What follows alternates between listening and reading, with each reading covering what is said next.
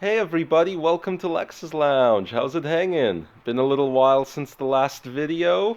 What's been going on? Well, it's Nevada Day today, so that's exciting. Gonna be watching those primary results come in. But also, I've been doing a lot of random work around the house I've been wanting to show you. We've even had a little bit of drama. So, over here, one thing we did is we rerouted the gutter system.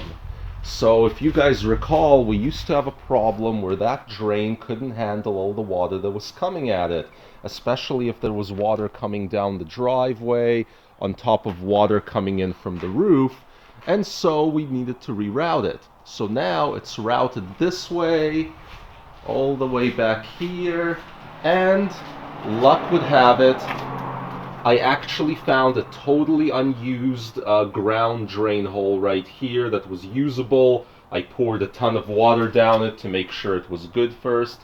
And now we're all good. We don't have any water accumulating at the front. And once you get to this backyard, it's all downhill from here. So that's good anyway. But also we've had a little bit of drama with that workshop that we're working on.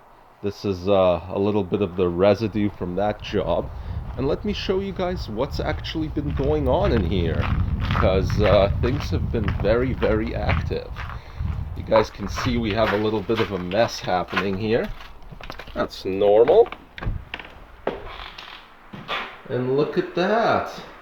So for those of you who recall during my house tour video, you might remember that this was kind of a semi-finished, semi-ready, weird kind of space that sort of passed as a workshop, and then there was a working toilet in here, so it was a little bit weird.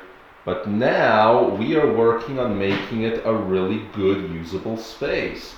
The cement on the ground has been replaced with a subfloor.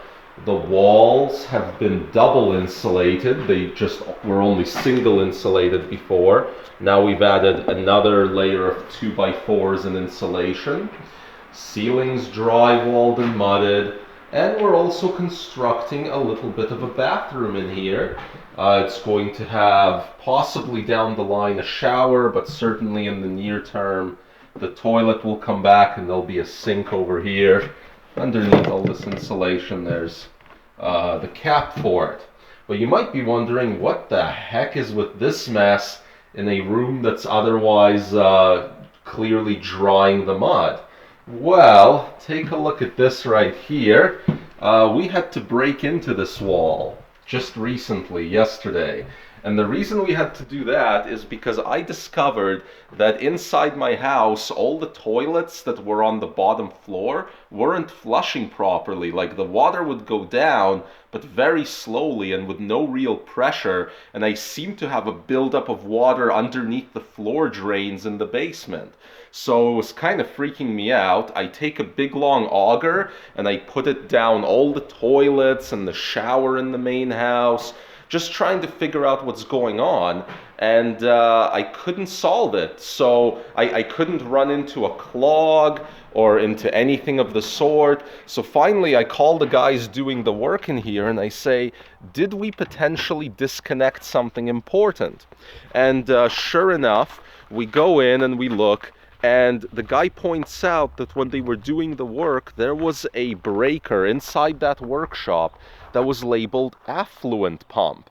What is affluent pump? Well, as it turns out, affluent in this context means a lot of water, and pump means pump. So they've disconnected a water pump. And we didn't expect it to be the pump that had anything to do with the septic system, because those type of connections are normally supposed to be inside the main house.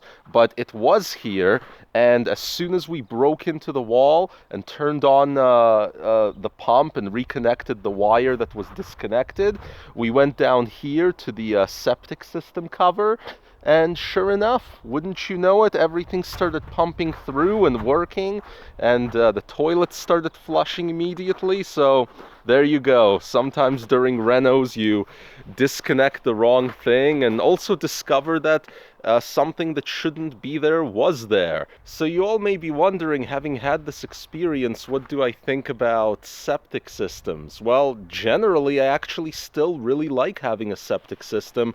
I like it when stuff is decentralized and I don't have to rely on the municipality where I live to work on things and where I can work on them myself.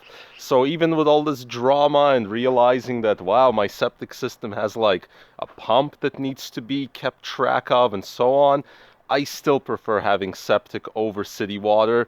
Keeps the taxes low as well. So the taxes on this place, because there is no city sewer here, are significantly lower. And actually, this place is kind of interesting because I'm sort of all over the map as far as services. So like garbage collection, I have to do my own garbage collection, and again, I don't mind it. I'd rather do it myself for cheap, know where the garbage is going, rather than pay somebody else, and who knows where they're taking it or what they're doing with it.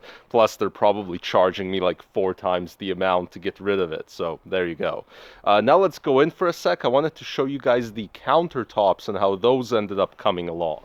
And there it is. That is the final version of this counter, and later we're probably going to expand this into the entire kitchen, but for now this is what we did here, and we put in a new stove, so not too shabby at all. I still got to do a little bit of painting and other stuff right here. So yeah, there you go guys. Things have certainly been busy on the reno front, so that's what I've been up to, and I'll be watching Nevada tonight because that's going to be fun. And if you guys enjoyed this update, just make sure you give a subscribe and hit the like button, and we'll see you back here next time. Ciao.